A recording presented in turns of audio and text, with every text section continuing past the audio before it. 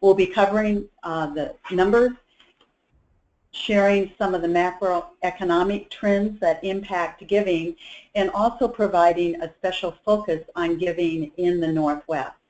As we go through the webinar this morning, if you have specific questions, please feel free to type those in, and we'll take breaks to address questions along the way. We wanted to start to learn a bit more about you, and to start with, what sector do you work in? There's more sectors than what we could list, but these are the primary ones, and be interesting to learn more about our audience today and where you're from. So we'll come back in a minute with the results of that poll, so let me just keep going. I wanted to share a bit of information with you about Giving USA. If you're not familiar with this annual report on giving in America, this is the 61st annual edition of Giving USA. The organization that is the publisher is the Giving USA Foundation, and we're a partner organization and the public service arm of Giving Institute. The research partner is the IUPUI Lilly Family School of Philanthropy in Indianapolis, and they've been serving as the research partner for Giving USA for a bit over 15 years, and it's been wonderful to have them as part of the research team.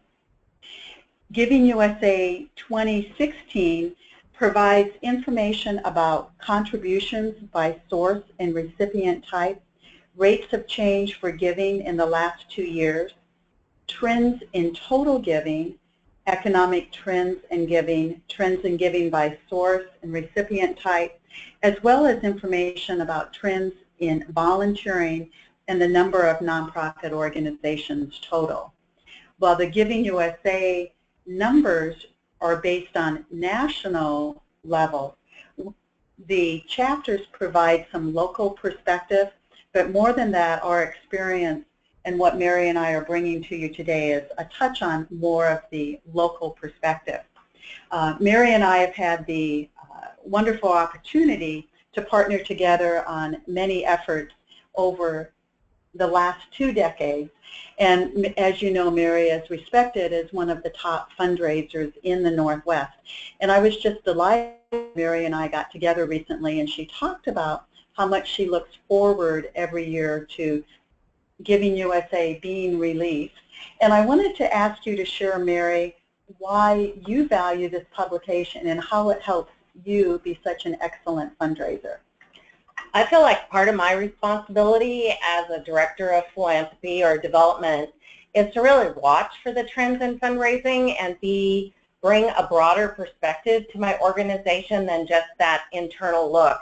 And I really find that Giving USA gives me a very credible tool to use with both staff and particularly with volunteers. So it gives you a benchmark, and as you're looking at your local numbers, you can look and say, well, is that consistent with what's happening around the country? And it often gives you just a really good sense of how you're doing and a perspective. So I think about when I was at the Opera in 2008 and 2009, which was really the depth of the recession years, and I put a sign on my door that said, flat is the new up, because we were maintaining our fundraising when the arts tend to be hit the hardest during a recession, and there was, deep cuts in everybody's fundraising across the arts. But we were staying flat, and I was, really communicating flat is good right now. Maybe flat is great right now. So it gave some credibility to the fact that, of course, they wanted to see more money coming in, but there was a reality check there and a scientific one at that. So I just find it really is a strong tool to use in communicating how you're doing within your organization.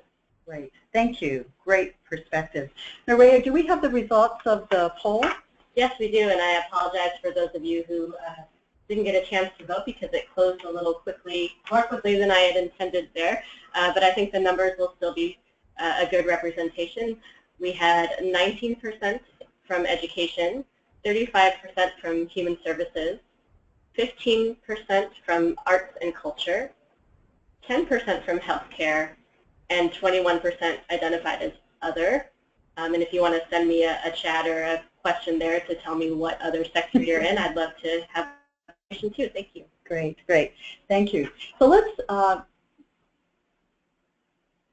let's get into the high-level numbers. So because Giving USA was released a week ago, you may have already heard some of the headlines. So in 2015, contributions were the highest ever, a total of $373.25 billion. And this is, adjusted for inflation, a 4% increase over 2014.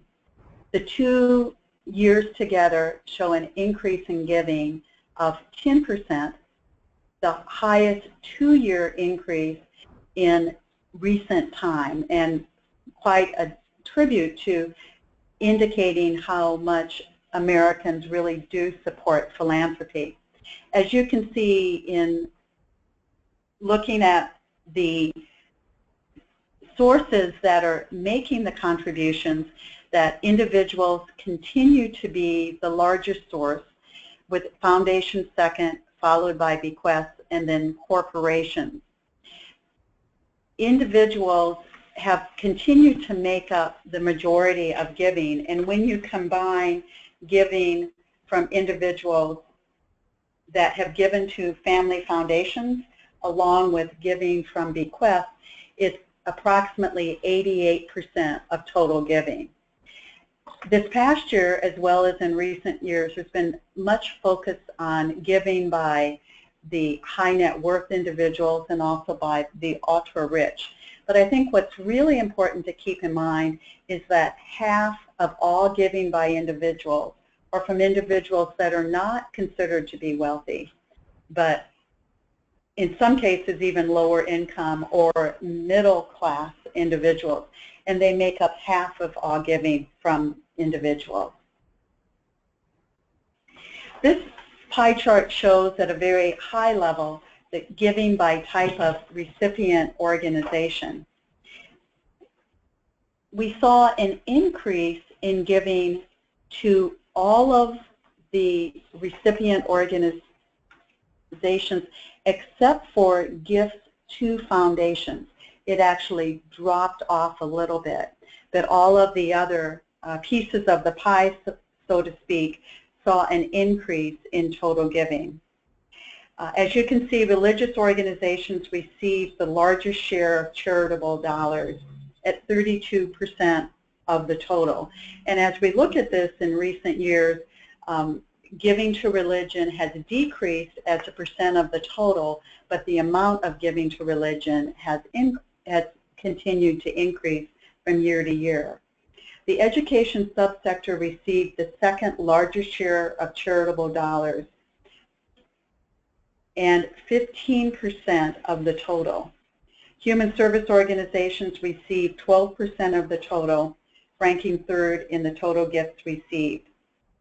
Gifts to independent community and operating grant-making foundations amounted to the fourth largest share of charitable dollars with 11% of the total. The health subsector received the fifth largest share of charitable dollars at 8% of the total. Public society benefit organizations received 7% of total charitable dollars, ranking sixth. And I know there's always questions about what really is included in public society benefit. So this sector includes the national or commercial donor advised funds. It includes federated organizations such as United Way and the Jewish federations and other federated organizations. And it also includes some advocacy organizations that don't naturally fit in to one of the other sectors. The arts, culture, and humanities subsector received the 7th largest portion of charitable dollars at 5% of the total, and then gifts to international affairs was the 8th largest share of charitable dollars with 4% of the total. And interesting enough, gifts to international affairs had the largest percent increase of any of the sectors, but still the total amount of giving hasn't really changed that much by percent. Yeah, one of the things that we heard at the AFP Advancement Northwest conference last week was in the Pacific Northwest with the tech sector and the attraction to workers coming from all around the world, that they don't tend to see this as their community, and so they're very interested in that global aspect of work. So for organizations that have that in their mission, that is helping them to tap into that sector, which I found really interesting and very true with what we're doing at the Nature Conservancy. The idea that we can touch down on the ground here in Washington and have impact around the world is very attractive to that group. So that's great. Great opportunity for those with that in their mission. And while those dollars may not actually appear under international affairs, it's really interesting to think about how many more Northwest nonprofits are looking at global impact and not just local impact. Yeah, really good point. Aggie, could you clarify? We have a question from the audience about how donor-advised funds play into this pie chart. Are they included in gifts to foundations? That's a good question. Donor-advised funds play into this in 3 different ways. So a donor who gives to a donor-advised fund, it may show up in public society benefit if it's a gift especially to one of the national donor-advised funds, such as Fidelity, Schwab, or Vanguard. If it's a gift to a donor-advised fund at one of the community foundations, and there were over 1,000 community foundations in our country, and many, if not most of them, and definitely the largest ones, all have donor-advised funds. So if it's a gift to a community foundation, it will show as gifts to foundations. Then there were many organizations that have donor-advised funds that are single purpose. Many universities have donor-advised funds, and many organizations that support specific causes, sometimes health-related or religious in their focus, will have donor-advised funds. And then the gifts show up in those particular categories. But the vast majority of funds given to donor-advised funds will be either in public society benefit or in gifts to foundations.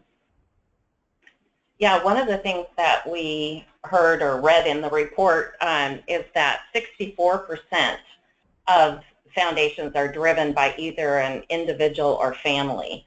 So that's really, interesting to think about as you look at your total giving, how much of that is also really individual work, versus quote unquote foundation work, where you have kind of the traditional, community foundation that you're applying to it. It seems like it's less and less, right?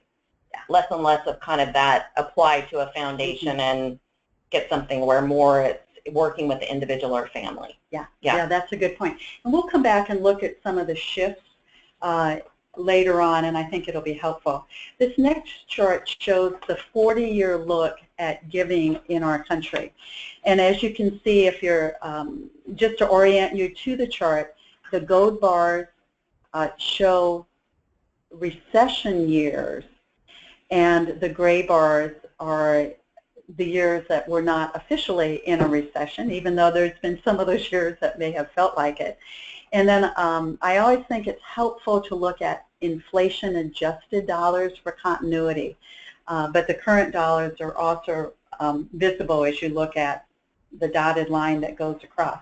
But you can see as of last year, 2014, we completely recovered from the Great Recession, and total giving was back up to the high it had been prior to the Great Recession, and then this year it's 4% higher than it had been the year before.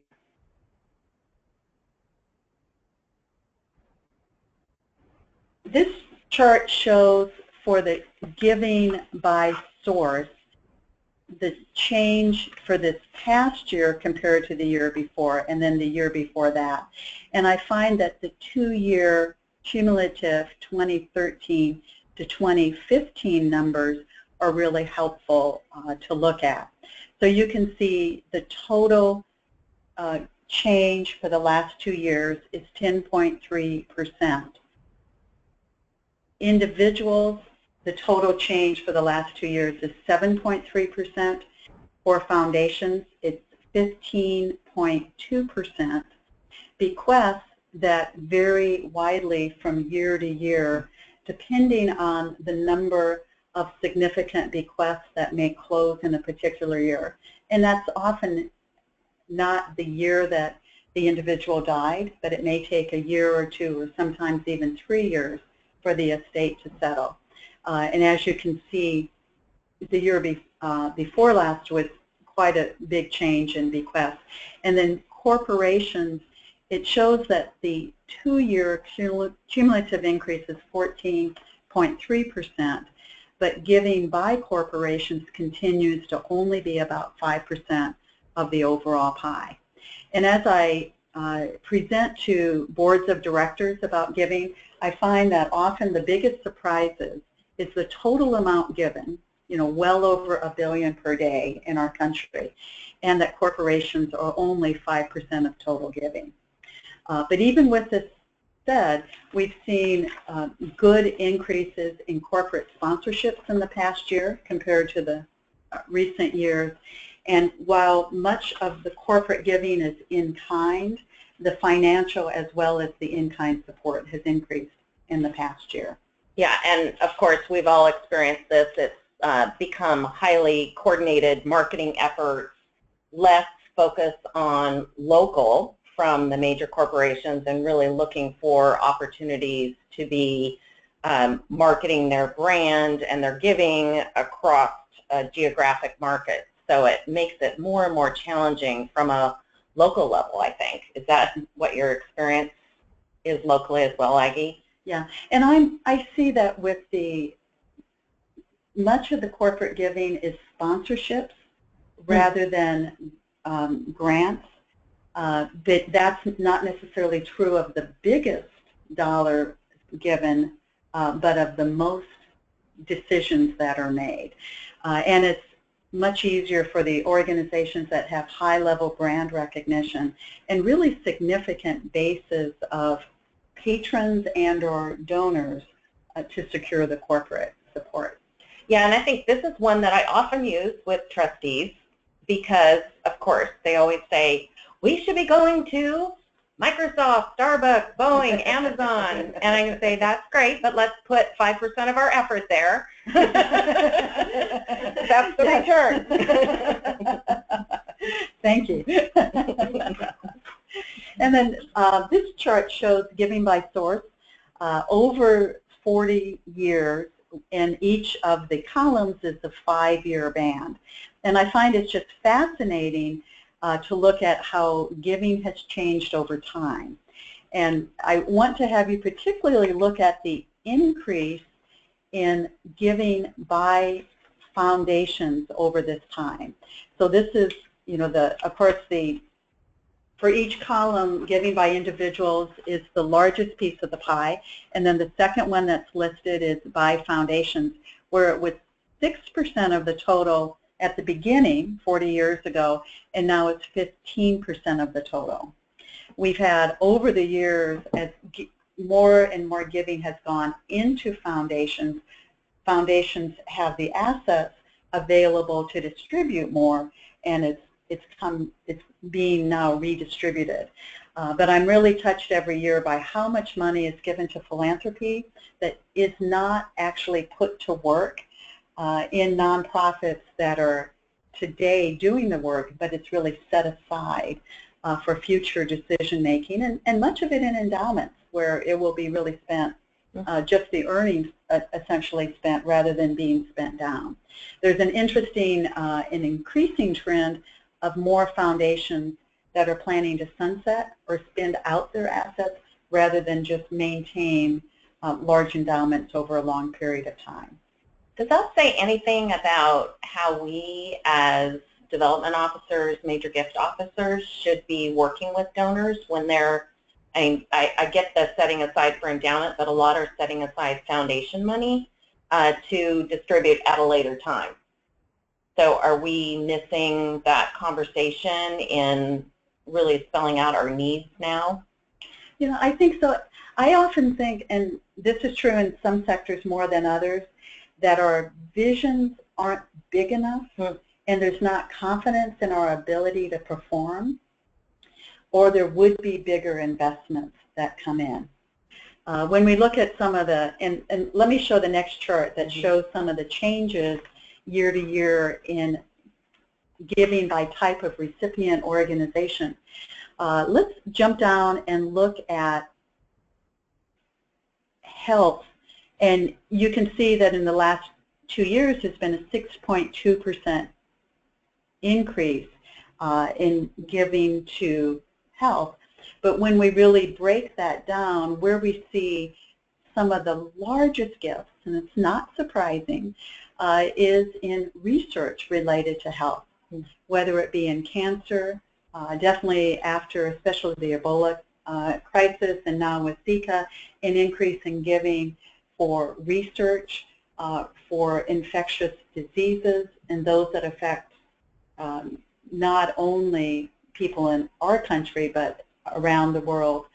And I was looking at some data that came out of AHP, the Association of Healthcare Philanthropy, that focuses on giving to major healthcare systems, but not necessarily to the research universities. And that giving is kind of held its own. It hasn't increased as much as the 6.2%, but it did show a bit of an increase last year. But where we really see the biggest gifts in the increase is in giving to research. And of course, here in the Northwest, you know, the Knights did the wonderful challenge for OHSU last year that was met, that, you know, provided another $1 billion in giving for cancer research. And when that challenge was announced, there was like, oh, what's that going to do to giving for everybody else? And what we really learned was all boats, you know, rose with that excitement for philanthropy. And gifts came from across the country, but still a very big concentration in Oregon and the greater Portland area on that giving.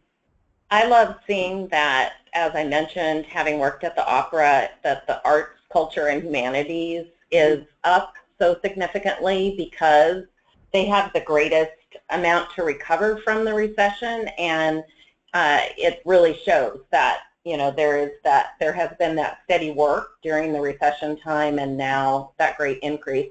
And of course, I'm also really happy to see environment up 14% over 2 years. Yay. Still would love to see a bigger piece of the pie, but my colleagues out there, we're working on it. You know, we just have a few questions from the audience, and they all have to do with, again, clarifying how things get counted in terms of, you know, our corporate, it's charitable giving from a corporate foundation. Does that fall under foundations or corporate giving?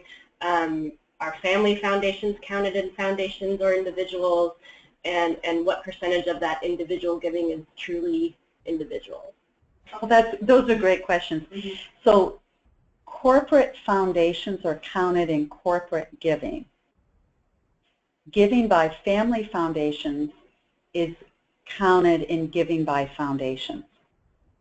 And so how much of the individual giving is really giving by individuals? Probably all of it. Yeah. Thank you. Okay, good questions. I wanted to make a comment on giving to arts, culture, and humanities.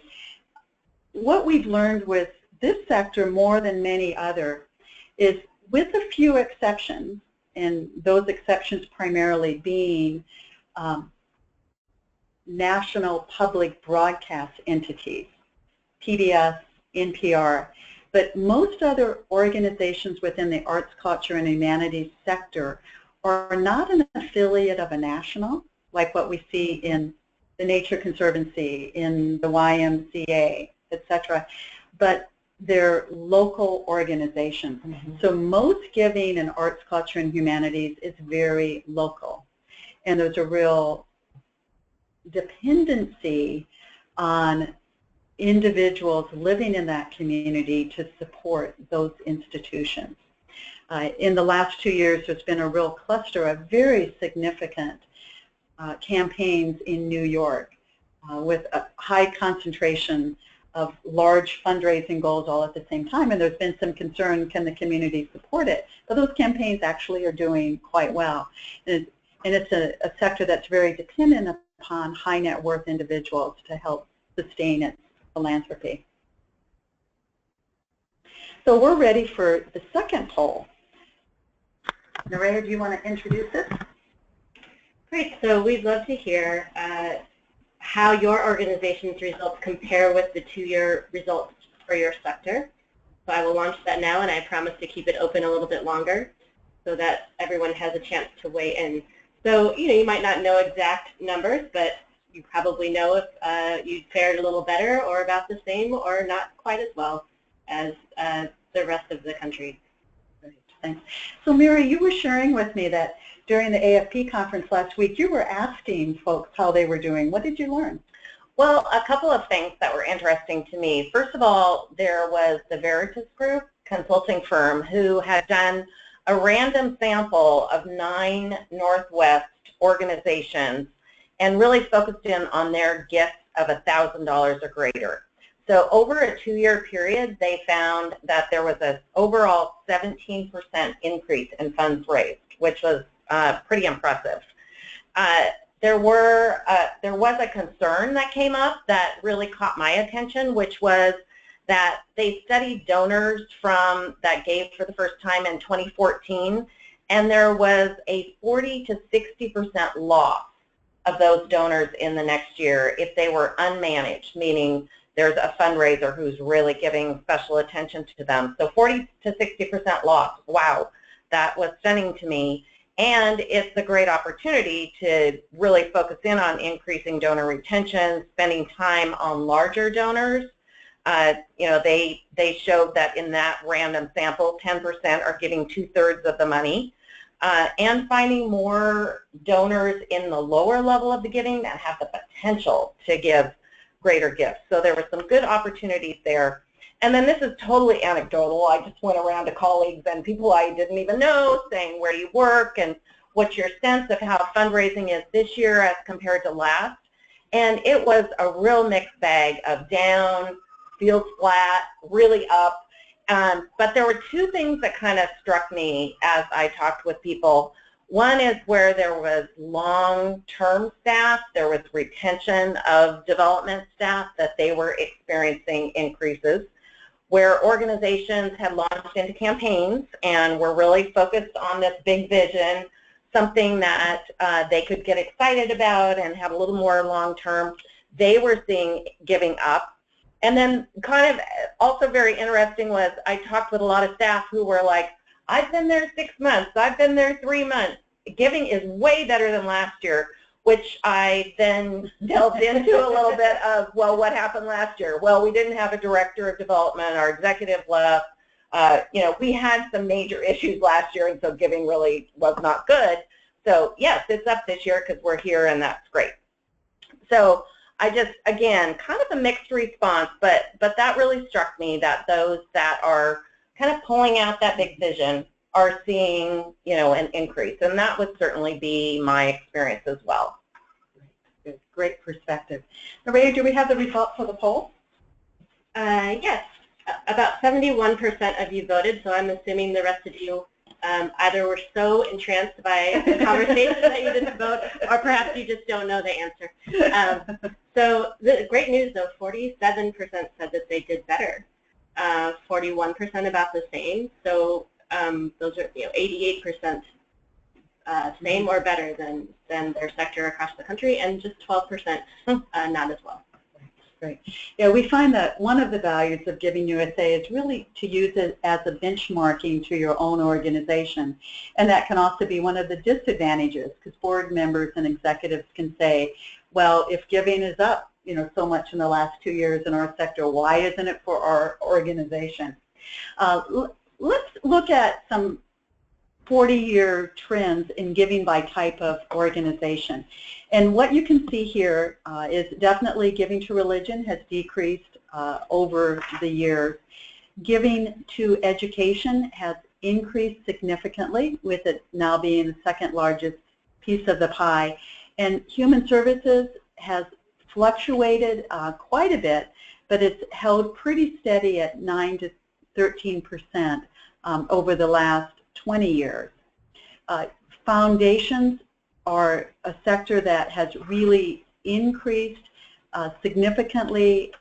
It fits into the total pie. And then you can see for some of the other sectors, they, back 20 to 40 years ago weren't even really registering it, and now are pretty significant. I wanted to go through a few statistics now that really get to the macroeconomics behind giving. As we know that there's been many studies about what helps to influence giving, and compelling missions and good stewardship and development work make a difference. But we also know that individuals are less likely to give if they don't feel that they have the financial security to be able to be comfortable to give. This chart shows how giving has fluctuated as a percent of GDP. And for decades, there's been this cry to try to get giving above 2% of the gross domestic product. And you can see that in 2015, we were able to get it up to 2.1%, which is really quite remarkable given that many Americans feel that it's been a very slow recovery from the Great Recession, and many are not yet feeling that their situation may be as good as it had been before we dipped into the recession. We're looking at some trends coming up where there's not expected to be a significant increase in GDP. In fact, it will slow from what it's been the last few years. So while I'm not in a strong position to predict giving, when we look at the macroeconomic indicators, it would be fair to say that this year, in 2016, giving will hopefully increase a bit, but we aren't expecting total giving to have a huge increase. If we increase 4% this year, I'd be quite delighted. We know that over the years that giving has tracked fairly closely, but in a lagging way, to the Standard & Poor's 500 index. And you can see here that the ups and downs definitely from the stock market impact giving, but with a lagging effect usually of about a year. Individual giving as a percent of disposable income has held pretty steady over the years. And while this is a bit different than GDP, we really recognize that for many individuals, what they have is a heck of a lot more of an important indicator of their giving than what the GDP for the country is. So you can see that we're back up to 2%, but we are not yet at the levels of the dot-com bubble that we hit right before 2000, or some of the higher levels that we hit last decade before we moved into the Great Recession. Corporate giving definitely is linked to corporate pre-tax profits, but as you can see, overall corporate giving is really lower now as a percent of pre-tax profits than what it had been. And I think it is interesting that there's more and more of a sense of corporations investing in things that are very cause-related for them, and not necessarily seeing it as their job to be communitarian and just support all of the good work that happens in the community. And that's a trend that we've seen for some time, and Mary touched on that a bit earlier. And then we wanted to show a bit more about a few specific sectors. And we talked a bit earlier about giving to the arts. And this is a sector because it's so dependent upon giving by individuals. And it's very, its changes in giving to arts and culture are very impacted by changes overall in the economy. So very much in recessions, we just anticipate a change in giving to the arts, and we tend to see that. But we wanted to talk real briefly about an experience here in the Northwest, and any of you that live in the greater Puget Sound area, I'm sure, have heard a lot about the Save KPOU campaign. Our firm was delighted to serve counsel for this effort. And just to give you a quick highlight, if you're from out of the region and may not be familiar with it, it was announced that KPOU, which was owned by Pacific Lutheran University, was going to be sold to the University of Washington, which happens to own the other major NPR station in this area, KUOW. And there was a groundswell of listener support to save KPOU as an independent station. And a campaign was launched to buy, literally buy, the license of KPOU from the university that was planning to sell it. And it was designed to be an effort to raise $7 million in 6 months. And of course, when that was announced, and given that it had to be cash by June 30th, no opportunity to make multi-year pledges, there was a perception of, oh, that can't be done. It'll never happen. Who's going to give the $3 million gift to make it happen? But what's been quite remarkable about the Save KPOU campaign is that it reached its fundraising goal after only 4.5 months, raising a bit more than $7 million. There were 24,000 contributions, and the largest gift was $250,000. So this is a campaign by the masses, from the grassroots, definitely a movement, unlike what we think of as how you do campaigns. You line up you have a quiet phase, and you line up all of your really big gifts, and that most of the giving, comes from a handful of donors, and that most of the donors give just a small percent. And this campaign broke all of the records. So some of what we learned in my partner, James Plurd, who served as lead counselor, has a blog up about this, and we're also planning to do a webinar specific to it in the future. But we definitely learned that urgency works, the community works, challenges work, and Give Big was just phenomenal. In the one day for the Seattle Give Big effort, which actually ended up, of course, this year being 2 days, but $1.5 million was given by 7,000 some donors for the Save KPOU campaign. That's just crazy. But I always say, I know you guys brought all the great practices to this, but I always say there's only one thing that can overcome really good fundraising practices, and that is passion. And this was a passionate move. Yeah, very cool. Yeah. And of course, the listener audience is so huge. It ended up being one of those efforts that just felt like we were all in it. Yeah. And I also wanted to share, definitely we're seeing that the giving days are gaining in momentum and in sheer number of gifts and total given. And this year in Montana, Idaho, and Washington, the giving days were all the same day, and they topped 25 million. So we wanted to talk a bit more about giving to the environment, and Mary, it's wonderful to have you here and to be representing the Nature Conservancy that receives more gifts than any other environmental organization in our country. So share what you've learned. Yeah. So overall, the Nature Conservancy is about 5% of the environment piece of the pie. And 90% of our gifts are greater than $10,000. So we are an organization that focuses on major gifts. However, we also really focus on membership and giving at a membership level. So in Washington, that 90% is also true. But we have 34,000 donors who give less than $10,000 a year, and that equates to about $2 million annually.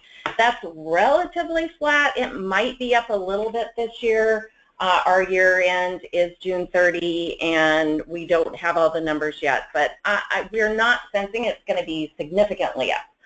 So, but our individual giving for TNC, interestingly enough, is less than the average when you look at individual giving. That's about half of our giving, and 38% comes from foundations. So that's looking at our large organization.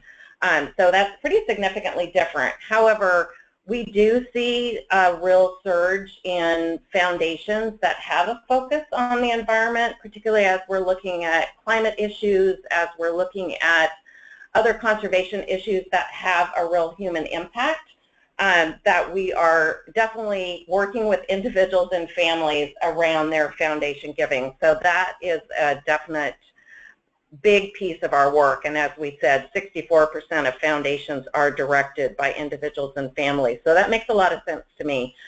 You know, I see our success both on a global level really tied to vision. So our global organization had a major new strategic plan in 2013 that started, and we saw a huge upswing of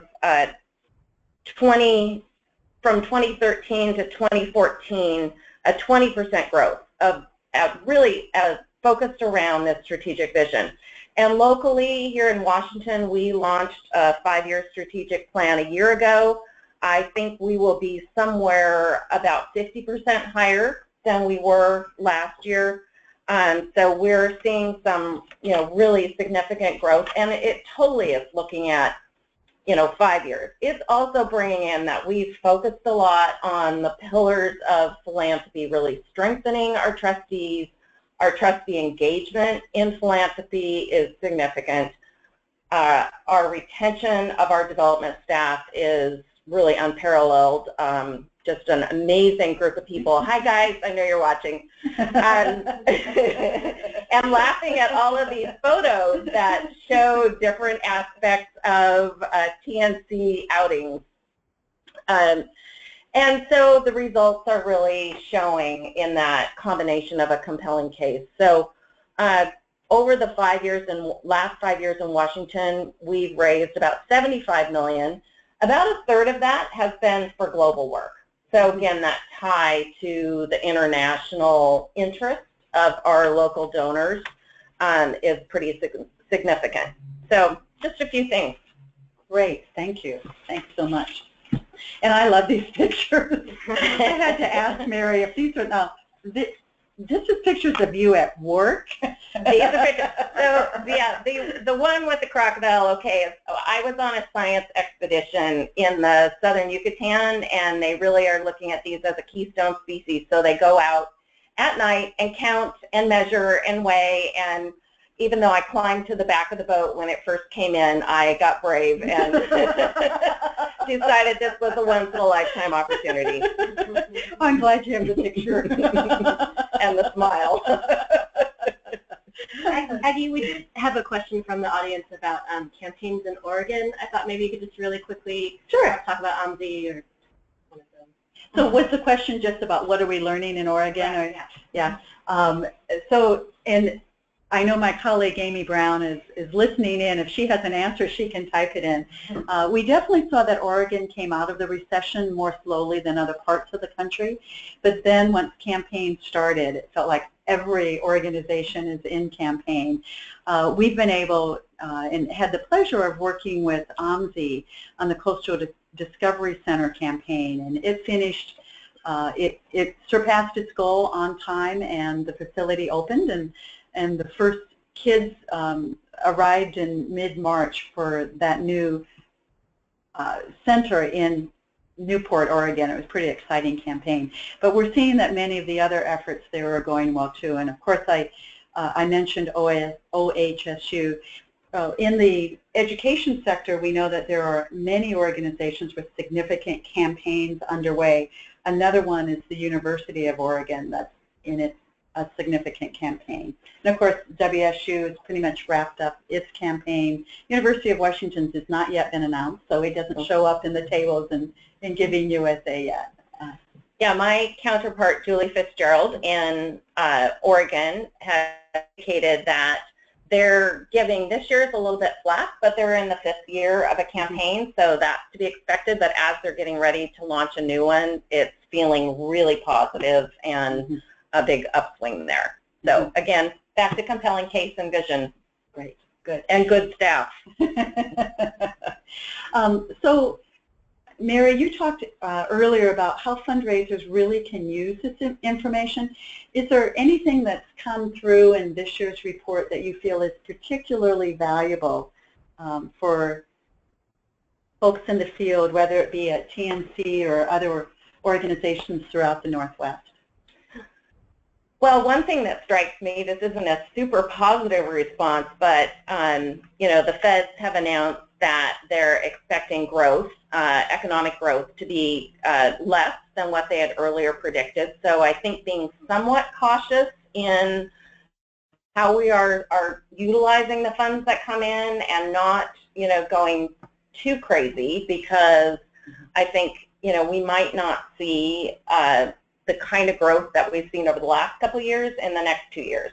I think it'll still go up. That's my gut sense. But as my staff reminds me, I have a pretty good gut in these things. So that's one big thing. I think the other thing is foundations. I think that, you know, really doing your research to know the individuals and the families that have foundations, you know, they are inclined, they're looking for the right things, and it is exactly the same as all your other major gift work. I mean, you really need to focus in on that individual or trustee and really engage them and partner with them in a way that has that, you know, same feel as they want to partner with you and they want to be a part of supporting you. So those two things kind of strike me as things I think we need to pay more attention to as we go into the next couple of years. Okay, great. Thanks. Do we have any other questions that have come in, Nerea? Yes, we do. Let's see it. Scroll back up here. Someone was wondering where does political spending fall? Is it considered philanthropy? Oh, that's a good question. And a tricky one. What an interesting year. And in the past, there's been some really good research done on how does giving change in years of national elections, especially in years like this one when there's not a president that would be an incumbent that would potentially be reelected. And what we've learned in major presidential election years is that giving for whether it be national campaigns or local efforts can be quite significant. None of that giving is, well, most of that giving is not charitable, and therefore it doesn't show up in Giving USA. However, some of the PACs are 501c3 organizations, so gifts to them would show up, and many of them would probably end up in the public society benefit. Even though, you know, the giving will be potentially quite significant, I don't know that it would have a big impact on changing the percents that we see in Giving USA. What we do see traditionally in presidential election years, and what we keep this in mind this year, is that when there's much less significant gifts,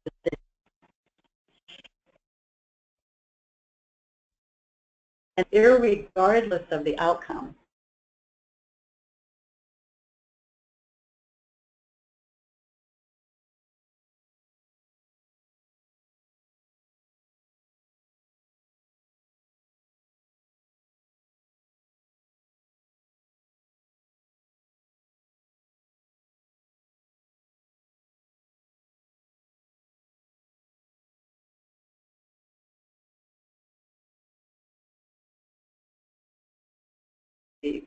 help bring home the gifts that you need to support your causes and your missions and to move them forward. Do you have any data regarding how the size of gifts or gift ranges break down for giving from individuals, or is that in the report? In the size.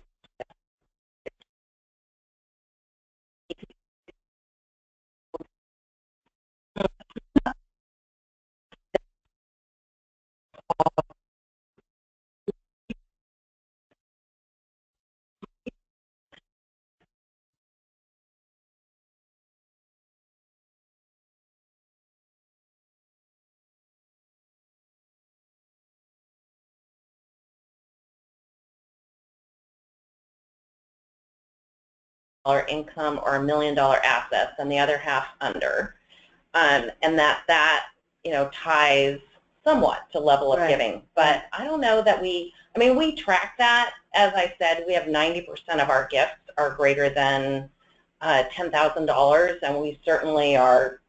When you're working a major gift, 90% of your gifts or 90% of your giving? 90% of our giving. Yeah. Okay. Yeah. Sorry. Okay. Yeah. How many is that? It's not very many. I want to say like it's, under 200 gifts as compared to 34,000 that are probably 10,000 or less. Those are very general. Yeah. And in my work consulting with a variety of different organizations, I definitely have seen that some sectors tend to get more smaller gifts. And it may be because of how donors relate to their missions, and it may be because that's what the organization is asking for. We definitely see in the human services sector that the number of donors for many well-established organizations, whether they be an affiliate of a national or a homegrown, one-of-a-kind, that they tend to get really, really large numbers of gifts, but have fewer of the really large gifts. And we've talked about that a lot within our firm, in part because we do a lot of work in the human services sector. And we've really come to the conclusion that it is a challenge to be able to come up with the equivalent of curing cancer for the human services sector. Can you, really promise that we're going to end homelessness, or that we're going to, ensure that we can move people from food scarcity into having the resources that they need, or move people out of poverty. So it's kind of interesting, but I definitely encourage organizations to have big enough visions to attract some of the biggest gifts. Yeah. I actually have spent a lot of time talking with YMCA colleagues about, the focus at the YMCA tends to be a more broad-based annual campaign, which, it is stellar in so many ways in terms of volunteer engagement and the number of individuals giving. However, there isn't that same kind of attention to major giving, and I look back and think, oh my gosh, I wish when I was at the YMCA I could take the kind of work that we do in the Nature Conservancy around major giving and apply it to human services. I think it's sometimes, it's so day-to-day for human services work that it's hard to invest in the way that you really need to invest to secure that kind of, large giving. When people ask me, what are the secrets? I'm like, when you've been there 6 years, you should see some really significant giving coming out of your organization. You've really got to invest and develop your board, your program, it's so much more than just raising money, right? But I really feel like the potential is there in human services. And when I look at that, I just think there's a big missing element in most human service organizations to focus around research, major gift work, and the investment that's needed. Right. Yeah, and I definitely agree with you, too. Good. Good. Well, do we have time for one more question? We're almost at the end of the hour, but Nerea, is there anything else there that you want to have us respond to? Sure. We had one person ask about Seattle Humane's capital campaign. just in the context of all these phenomenal, successful campaigns that have been happening. Yeah, and our firm has been really delighted to serve as counsel for that campaign too, which has hit its goal. And it's been a partnership with Seattle Humane Society and the Washington State University School of Veterinary Medicine. And it's been really exciting to have the two very important organizations partnering together, and what they'll be able to make possible as a result of the capital expansion will be quite tremendous. The campaign for Seattle Humane Society was quite remarkable in that there were some of the early lead donors that stepped up were kind of new to making million-dollar gifts. So it's exciting to see not just, you know, the names of individuals that you kind of expect will step up, but, you know, some newcomers. And then through their annual galas, the giving that came in through the Fund a Need far surpassed any giving that came in from, you know, from the rest of the event, and was really exciting with the number of gifts and how folks really stepped up to various challenges. I love that partnership. Go Cougs.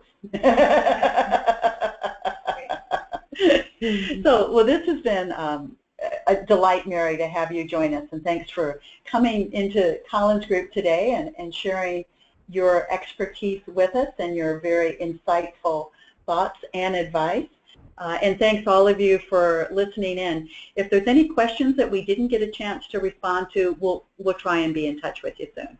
Right, and apparently the audio cut out just for a few moments there, and I apologize for that. I got a little pop-up window from GoToWebinar saying we're having issues with the audio. So if there were things that you missed, and a couple of you have sent me those questions already, we will follow up with you. We have your email address and try to recap what Mary and Aggie said and how they answered those questions. And of course, any question that you have, you can email to us or find us on Facebook, Twitter, LinkedIn. We're all over. Right after the webinar concludes, a little survey will pop up on your screen. There's only 5 questions. It'll take you 2 minutes, but it would really help us to get some feedback about today's presentation and improve our webinar topics in the future. We'd love to hear what you're interested in, so please take a moment to share your thoughts. And on behalf of Collins Group and Campbell and Company, we would like to thank Mary especially, and of course all of you for joining us today. We have another webinar coming up presented by Campbell and Company about case development for campaigns, and that will be, I think, in mid-July. So please visit our website or Campbell and Company's website. You can register for those and sign up for our mailing list. You'll get automatic notifications. Again, thank you so much for joining, and have a wonderful day. Thank you.